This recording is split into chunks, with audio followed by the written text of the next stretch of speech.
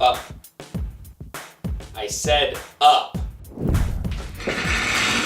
Welcome back to the shop. In this video, I'm going to teach you how to make this dope-ass Nimbus 2000. Let's go! I started this build with a great big slab of red oak. Now, the Harry Potter fandom wiki states that the Nimbus 2000 is made from mahogany, but where I live, mahogany is about 3 times the price of oak. The two have a similar grain structure, a coat of stain will make up the difference in color, and my wallet will thank me for my choice. To get the basic shape of the broom down, I used Matthias Wandel's big print program to enlarge a photo of the Nimbus that a company called CineReplica used to sell. I scaled the broom to 6 feet in length, printed it out full size, and cut out the image to serve as a template for the broomstick. After tracing the shape of the broomstick onto my oak slab, I used my circular saw and table saw to cut the slab down into a more reasonable size that would be easier to handle while carving the shape of the broom.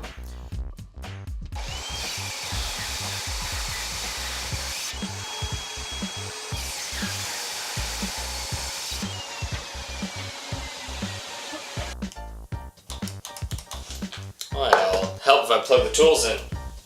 Once I had my slab cut down, I used my jigsaw to cut out the basic shape of the broomstick, taking care to stay just outside of the marker lines when making my cuts. I used my bandsaw to roughly shape the broomstick, repeatedly carving off the corners of the piece until I was left with a pleasingly round shape.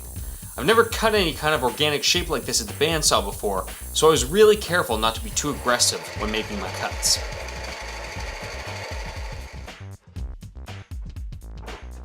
Having established the rough shape of the bandsaw, I switched over to hand tools, using a rasp and a file to gradually remove all of the straight lines from the broomstick, rounding it off until it felt comfortable in my hands and had a diameter of about 1.5 inches down the entire length of the piece.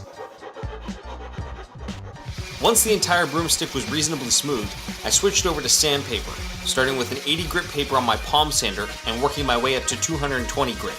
I kept going over the entire piece until the broomstick was smooth to the touch.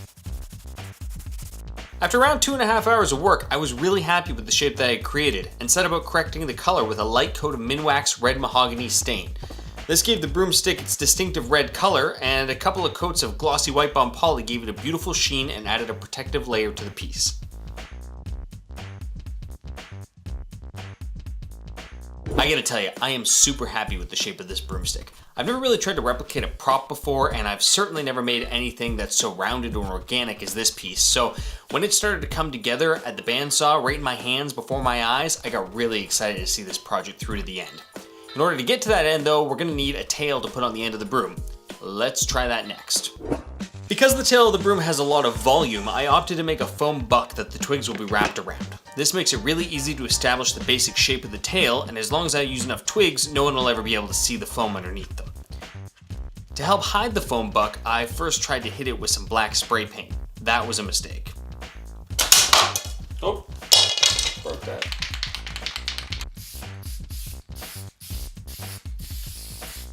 It's real soft up here. You can touch it and it sort of like melts away. Hear that noise? Oh yeah, the paint is eating the foam. Shit. We're gonna give this another go with acrylic paint, see if this works. Or if it's just gonna snap, crackle, and pop on me again. The surface of the styrofoam is all pitted and shit, but on the plus side, I don't really care. Unlike the spray paint, the acrylic paint didn't eat the foam. I used some light gauge craft wire to bind the first layer of twigs into a mat, and then wrap that mat around the foam buck with the help of some hot glue. Another wrap of wire was added at the midpoint of the buck, and then I shoved twigs underneath both wires, tucking them into the bundle until the foam was completely covered. Ow. This process took a while, and by the end of it, my hands were dyed red and my fingers were completely numb.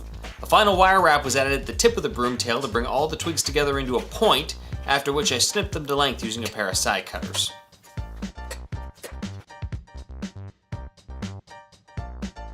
Okay, so we've got a broomstick and we've got a broom tail. Now we've got to put them together into a single piece and add all the little details that make the Nimbus 2000 distinctive. The broom tail that I made has a 1/4 inch dowel on the end of it, so I drilled a corresponding hole in the broomstick. Ideally, I'd have done this at my drill press, but the broomstick is too long for that, so I had to use a hand drill, and I ended up drilling the hole a little off kilter. I wallered it out to give myself some wiggle room with which to adjust the fit, packed it full of 5-minute epoxy, and then clamped the broom and tail in place, eyeing it up from every direction to make sure that the tail was straight in line with the broomstick. I think it looks okay. Now, to prevent the tail from falling apart, I dabbed a line of super glue along each of the wire wraps. This should help to keep all the twigs in place as the broom is moved around and people inevitably want to look at it and touch it. I also used some more of that red mahogany stain to touch up some spots where the bark was scraped off of the twigs while I was shoving them under the wire wraps during assembly. Now, the Nimbus 2000 has 3 brass windings close to where the tail of the broom meets the stick.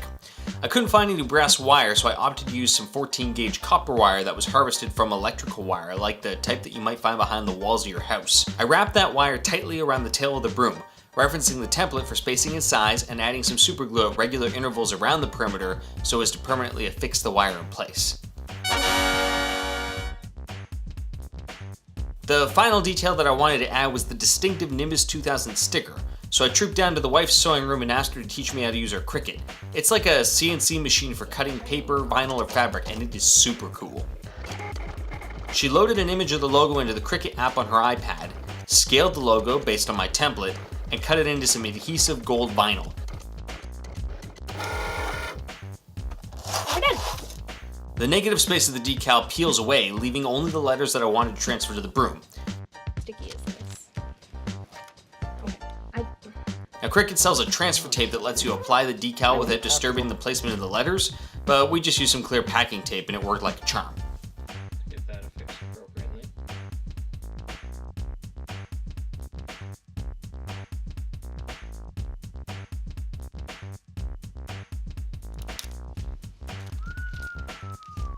Look at the decal. Okay, so tell me that this isn't the coolest Nimbus 2000 prop replica that you've ever seen.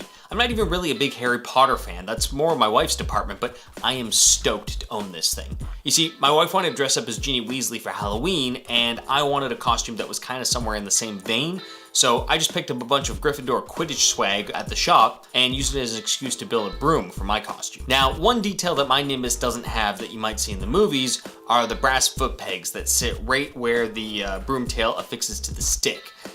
These things are kind of a finicky shape, they're not mentioned in the books, and I thought they'd kind of just get in the way.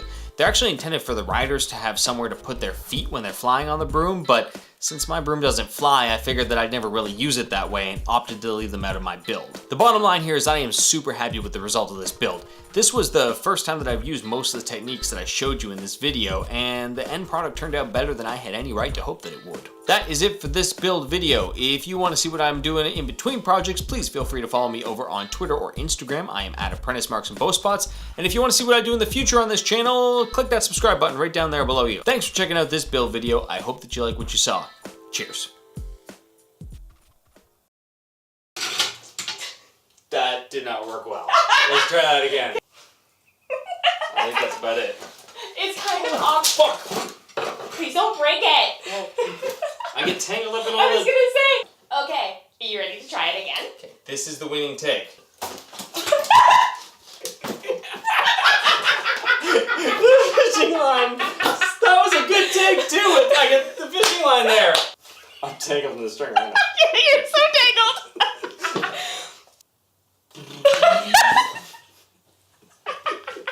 Okay, good enough. Okay.